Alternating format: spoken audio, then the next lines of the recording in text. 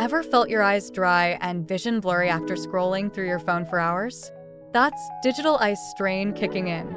And let's talk about blue light, that sneaky culprit emitted by screens, messing with our sleep hormones.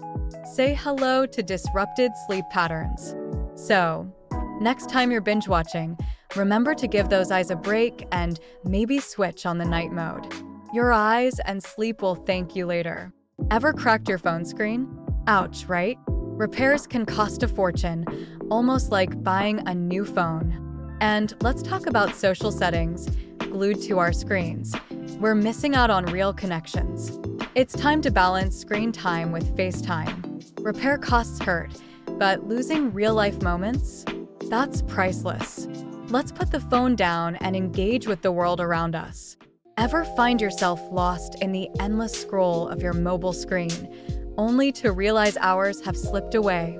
It's no surprise that these devices can hijack our attention, leaving us struggling to focus. And let's talk about radiation exposure. While the jury's still out on its long-term effects, it's a real concern for many. So, next time you reach for your phone, remember to take a break, protect your eyes, and maybe even limit your screen time. Your brain and body will thank you. Ever find yourself endlessly scrolling through your phone, losing track of time? That constant connectivity can lead to screen addiction, impacting our productivity and mental well-being. And let's not forget the toll it takes on our physical health.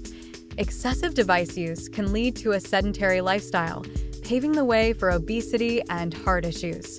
It's time to break free from the screen and prioritize our overall health. Let's get moving and find a balance in this digital age.